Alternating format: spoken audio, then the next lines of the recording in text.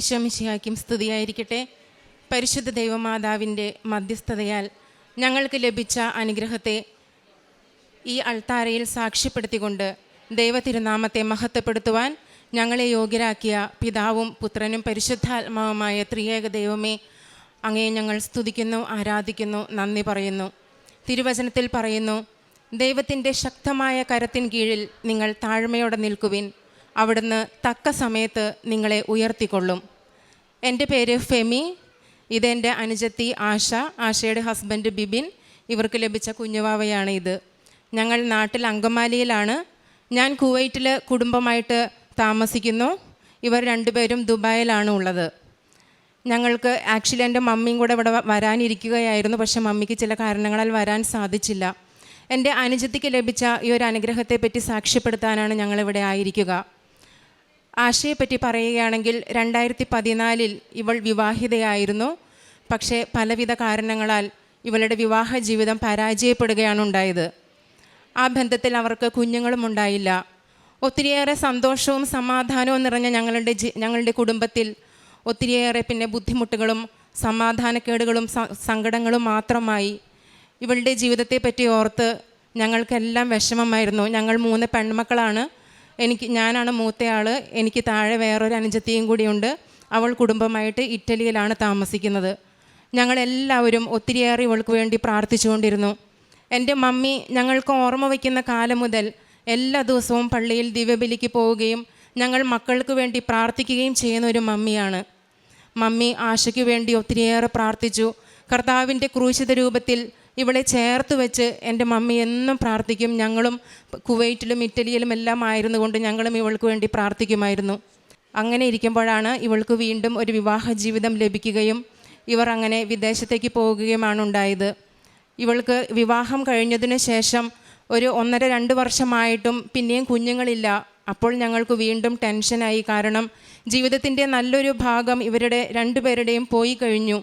പ്രായമേറി വരുന്നു. എത്രയും പെട്ടെന്ന് ഇവരുടെ ഈ കുടുംബജീവിതത്തിന് പൂർണ്ണത ലഭിക്കണമെങ്കിൽ ഒരു കുഞ്ഞ് എത്രയും പെട്ടെന്ന് ഉണ്ടാകണമെന്ന് ഞങ്ങളെല്ലാവരും ആഗ്രഹിച്ചു. അങ്ങനെ ഇരിക്കുന്ന സമയത്തിലാണ് ഞാൻ കുവൈറ്റിലായിരിക്കുമ്പോൾ എൻ്റെ ഒരു കൂട്ടുകാരി മുഖേനയാണ് ഞാൻ ഈ കൃപാസനം എന്ന ആലയത്തെപ്പറ്റി കേൾക്കുന്നതും കൃപാസന മാതാവിനെ പറ്റി അറിയുന്നതും. ഞങ്ങൾ കുടുംബത്തോടെ മാതാവിനോട് ഒത്തിരിയേറെ ഭക്തിയുള്ളവരും മാതാവിനെ വണങ്ങുന്നവരുമായിരുന്നു. എങ്കിലും ഈ കൃപാസന മാതാവ്, കൃപാസനം എന്നൊക്കെ കേട്ടപ്പോൾ ഒരു വേള ഞാനും സത്യം പറഞ്ഞാൽ അവിശ്വസിക്കുകയായിരുന്നു. അപ്പോൾ ഞാൻ മാതാവിനെ ഒന്ന് ടെസ്റ്റ് ചെയ്യാമെന്ന് വിചാരിച്ചു. എൻ്റെ ആ ഫ്രണ്ട് എനിക്കൊരു കൃപാസനത്തിലെ പത്രം കൂടെ തന്നിരുന്നു. എൻ്റെ മകൾ കാനഡയ്ക്ക് ഹയർ സ്റ്റഡീസിനായിട്ട് ആയിടെ പോവുകയും അവൾക്ക് പാർട്ട് ടൈം ജോബ് കിട്ടാതെ അവൾ ജോബ് സെർച്ച് ചെയ്തുകൊണ്ടിരിക്കുന്ന സമയത്തിലാണ് എനിക്ക് ഈ കൃപാസന പത്രം എൻ്റെ കയ്യിൽ കിട്ടുന്നത്. അപ്പം ഞാൻ വിചാരിച്ചു, കൃപാസന മാതാവ് സത്യമുള്ള മാതാവാണെങ്കിൽ എനിക്ക് ഈ കാര്യം സാധിച്ചു തരണമെന്ന് ഞാൻ മാതാവിനോട് പറഞ്ഞിട്ട് എൻ്റെ മോൾക്ക് എത്രയും പെട്ടെന്നൊരു പാർട്ട് ടൈം ജോബ് ശരിയാക്കി തരണേ മാതാവേ എന്ന് ഞാനൊരു ചെറിയ വൈറ്റ് പേപ്പറിൽ എഴുതിയിട്ട് ഞാൻ ആ കൃപാസന പത്രത്തിൻ്റെ അകത്ത് വെച്ചിട്ട് ഞാൻ എൻ്റെ പില്ലോയുടെ അടിയിൽ വെച്ച് ഞാൻ പ്രാർത്ഥിച്ചുകൊണ്ടിരുന്നു. വിതിൻ 1 hour എനിക്ക് എൻ്റെ മോളുടെ കോള് വരാണ്, എനിക്ക് പാർട്ട് ടൈം ജോബ് കിട്ടിയെന്ന് പറഞ്ഞിട്ട്. ഞാൻ ഒത്തിരി സർപ്രൈസ്ഡായിപ്പോയി. കാരണം മാതാവിനെ ഒത്തിരി വിശ്വാസമുണ്ടായിരുന്ന എൻ്റെ ആ കൃപാസന മാതാവിനുള്ള അവിശ്വസ്തത മാറ്റുവാൻ എന്നെ തന്നെ സാക്ഷിയാക്കി മാതാവ്. അന്ന് മുതൽ ഞാൻ ഈ കൃപാസനത്തിലെ ധ്യാനങ്ങളും പഴയ ഉടമ്പടി ധ്യാനങ്ങളും ജോസഫ് അച്ഛൻ്റെ ആരാധനകളും ഈ കൃപാസനത്തിലെ സാക്ഷികളും എല്ലാം കാണുവാനും കേൾക്കുവാനും തുടങ്ങി. ഞാൻ ഇതിനെപ്പറ്റി സെർച്ച് ചെയ്യാൻ തുടങ്ങി. കാരണം ഞാൻ വിചാരിച്ചിരുന്നത് ഇതൊരു തട്ടിപ്പാണെന്നും ഇങ്ങനൊരു മാതാവില്ല, ഇവിടെ നടക്കുന്ന ശുശ്രൂഷകളൊന്നും ദൈവനിവേശിതമല്ല എന്നാണ് ഞാൻ കരുതിയിരുന്നത്. പക്ഷേ ഇതിനെപ്പറ്റി കൂടുതൽ അറിഞ്ഞപ്പോൾ എനിക്ക് മനസ്സിലായി ഇത് തികച്ചും ബൈബിളിനാൽ പ്രചോദനപ്പെട്ടതാണെന്നും ക്രൈസ്തവ മൂല്യങ്ങൾ നിറഞ്ഞതാണെന്നും എനിക്ക് മനസ്സിലായപ്പോൾ ഞാൻ പിന്നെ എൻ്റെ നിയോഗമായ ഇവർക്കൊരു കുഞ്ഞിനെ ലഭിക്കണമെന്ന ഒരു നിയോഗവുമായി എൻ്റെ കയ്യിലുള്ള സാധാരണ മെഴുകുതിരി കത്തിച്ചു വെച്ച് മാതാവിൻ്റെ പ്രത്യക്ഷീകരണ പ്രാർത്ഥനയും സായാഹ്ന പ്രാർത്ഥനയും എൻ്റെ കൂട്ടുകാരുടെ കയ്യിൽ നിന്ന് വാങ്ങി ഞാൻ കുവൈറ്റിലെ ഞങ്ങളുടെ വീട്ടിൽ ഞാൻ പ്രാർത്ഥിച്ചു തുടങ്ങി. അങ്ങനെ ഞങ്ങളുടെ കുടുംബത്തിൽ ഞങ്ങളുടെ ഈ സംസാരത്തിൻ്റെ ഇടയ്ക്ക് ഞാനും മമ്മിയും ആശയമായിട്ടുള്ള സംസാരത്തിൻ്റെ ഇടയ്ക്ക് ഞങ്ങൾ പറഞ്ഞു, നമുക്ക് കൃപാസനത്തിൽ പോയി ഉടമ്പടി എടുത്ത് പ്രാർത്ഥിക്കാം, ഇവർക്ക് എത്രയും വേഗം ഒരു കുഞ്ഞിനെ ലഭിക്കട്ടെ എന്നുള്ളൊരു പ്രാർത്ഥനയോടുകൂടി ഞങ്ങൾ ആക്ച്വലി ഇവിടെ ഈ സ്ഥലത്തില്ലാത്തത് കൊണ്ട് ഞങ്ങളുടെ മമ്മിയാണ് ഈ ആലയത്തിൽ വന്ന് ആദ്യമായി ഉടമ്പടി എടുത്ത് പ്രാർത്ഥിക്കുന്നത്.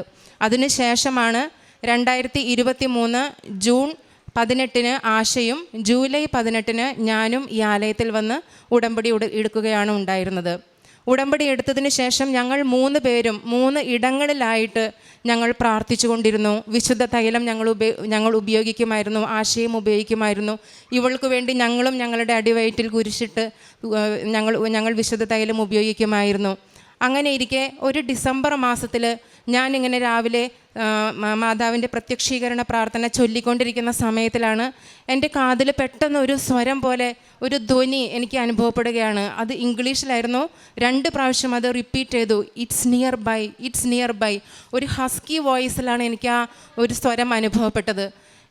ഞാൻ പെട്ടെന്ന് കണ്ണു തുറന്ന് ഞാൻ നോക്കിയപ്പോൾ ആരെയും കാണുന്നില്ല. അപ്പോൾ എനിക്ക് മനസ്സിലായി എന്തോ സംഭവിക്കാൻ പോകുകയാണല്ലോ എന്ന്. ഞാൻ ഈ ഒരു കാര്യം മമ്മിയോടും എൻ്റെ സിസ്റ്റേഴ്സിനോടൊക്കെ ഷെയർ ചെയ്തു.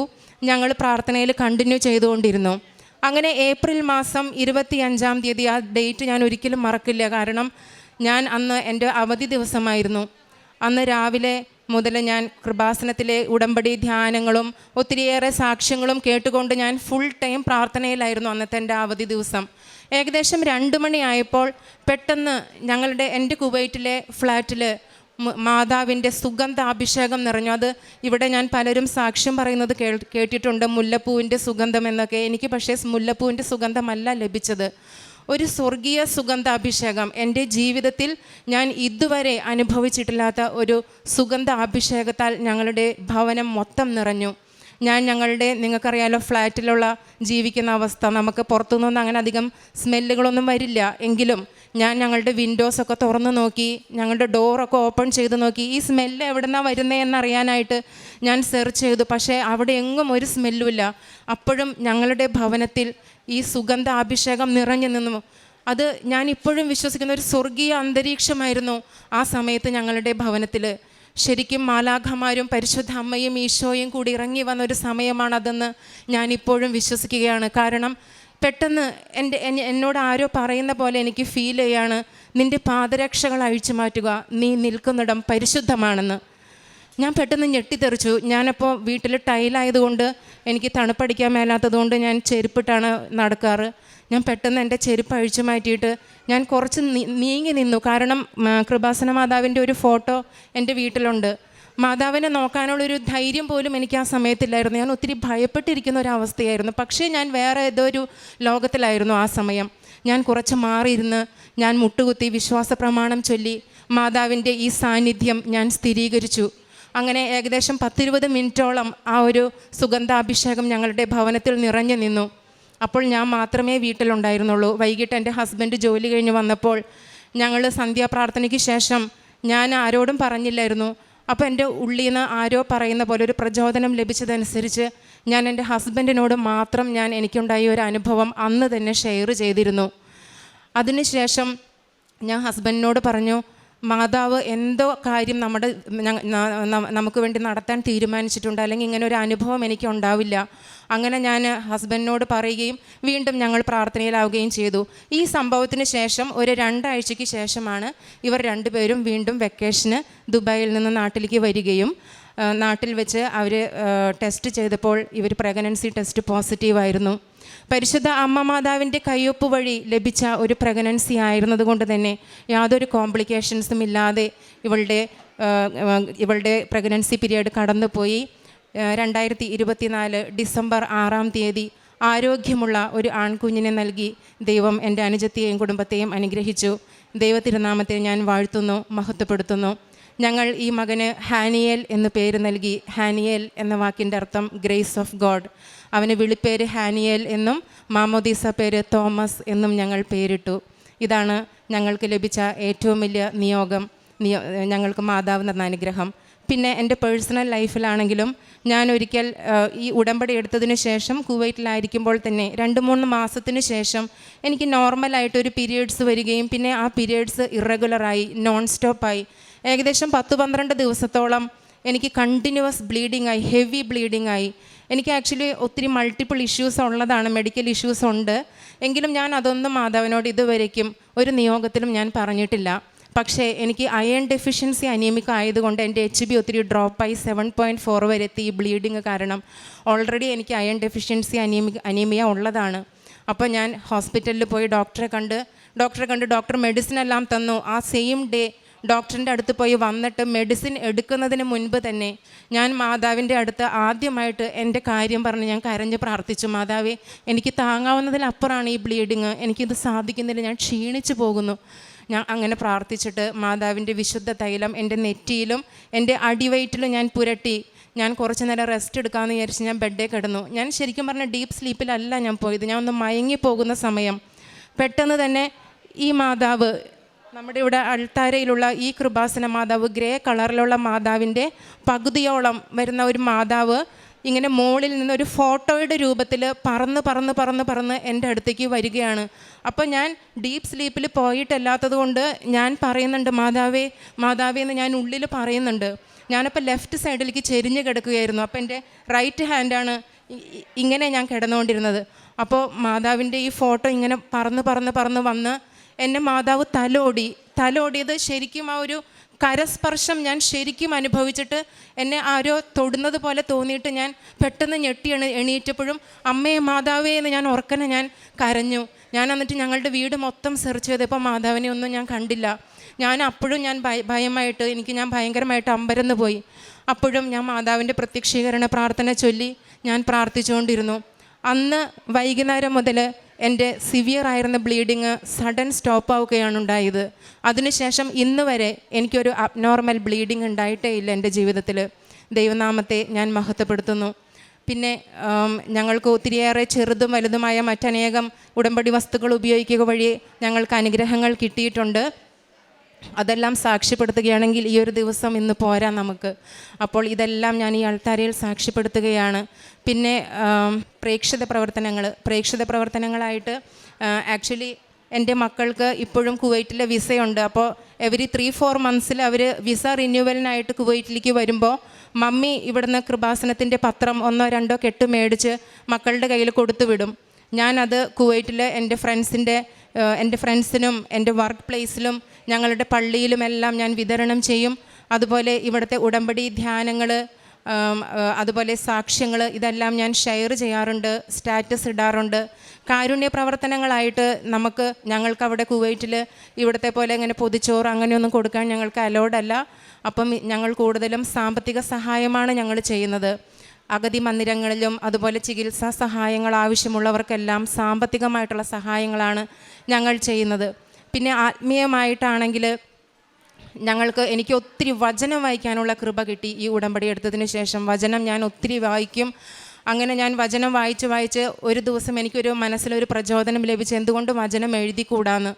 അങ്ങനെ എനിക്ക് കിട്ടിയൊരു പ്രചോദനം അനുസരിച്ച് പുതിയ നിയമം മുഴുവനായും വിശുദ്ധ മത്തായിയുടെ സുവിശേഷം മുതൽ വെളിപാട് വരെ പുതിയ നിയമം മുഴുവനായും എൻ്റെ കൈകൊണ്ട് ഞാൻ തീർത്തു. പക്ഷേ എനിക്ക് ആഗ്രഹമുണ്ടായിരുന്നു ഇന്നിവിടെ സാക്ഷ്യം പറയുമ്പോൾ അത് കൊണ്ടുവരണമെന്ന്. പക്ഷെ അത് ഞാൻ ബൈൻഡിങ്ങിന് കൊടുത്തിട്ട് എനിക്കത് കിട്ടിയിട്ടില്ല.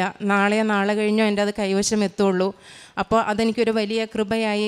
ദൈവത്തിൻ്റെ തിരുവചനം എഴുതുവാൻ എനിക്ക് ഭാഗ്യം ലഭിച്ചു. വചനത്തിൽ പറയുന്നു, ആകാശവും ഭൂമിയും കടന്നു പോകും, എൻ്റെ വചനം എന്നും നിലനിൽക്കും.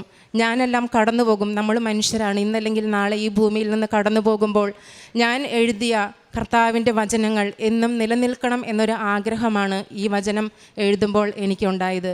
പിന്നെ മറ്റുള്ളവർക്ക് വേണ്ടി പ്രാർത്ഥിക്കുവാനായിട്ടുള്ളൊരു കൃപ. ഒത്തിരി സമയം ഞാൻ ആദ്യമൊന്നും മറ്റുള്ളവർക്ക് വേണ്ടി പ്രാർത്ഥിക്കത്തേ ഇല്ലായിരുന്നു. പക്ഷേ ഈ ഉടമ്പടിക്ക് ശേഷം മറ്റുള്ളവർക്ക് വേണ്ടി പ്രാർത്ഥിക്കുവാനായിട്ട് എനിക്ക് ഒത്തിരി സാധിക്കുന്നുണ്ട്. ദൈവം തന്ന എല്ലാ അനുഗ്രഹങ്ങളെയും ഞാൻ ഈ അൾത്താരയിൽ നിന്ന് സാക്ഷ്യപ്പെടുത്തുകയാണ്. പരിശുദ്ധ അമ്മ മാതാവിൻ്റെ കരം പിടിച്ചുകൊണ്ട് നിത്യത ലക്ഷ്യമാക്കിയുള്ള ഞങ്ങളുടെ ജീവിതയാത്രയിൽ പരിശുദ്ധാത്മ അഭിഷേകത്താൽ ഞങ്ങളെ എല്ലാവരെയും നിറയ്ക്കണമെന്ന പ്രാർത്ഥനയോടെ ഈശോമിശിഹായ്ക്കും സ്തുതിയായിരിക്കട്ടെ. Ave Maria. ഈശോയ്ക്കും അമ്മ മാതാവിനും 1000 നന്ദി. ചേച്ചി പറഞ്ഞതുപോലെ ഞാനും ഈ ആദ്യമായി കൃപാസനത്തെ പറ്റി കേട്ടപ്പോൾ എനിക്ക് അത്ര കൺവിൻസിംഗ് ആയിട്ട് തോന്നിയിരുന്നില്ല. പക്ഷേ കൂടുതൽ കൃപാസനത്തെ പറ്റി അറിയുകയും അതിനുശേഷം തുടർച്ചയായി 2 വർഷത്തോളം ഒരു ധ്യാനം പോലും മുടങ്ങാതെ ജോസഫ് അച്ഛൻ്റെ എല്ലാ ധ്യാനങ്ങളും കേൾക്കുകയും ചെയ്തത് വഴി ഇത് തീർത്തും ദൈവത്തിൻ്റെ പ്രചോദനത്താൽ സ്റ്റാർട്ടായിരിക്കുന്ന ഒരു ഉടമ്പടി പ്രക്രിയയാണെന്നും നമ്മളെ നിത്യതയിലേക്ക് എത്തിക്കുന്ന ഒരു വലിയ ചൈതന്യമാണ് ഇതിലുള്ളതെന്നും എനിക്കറിയാൻ സാധിച്ചു.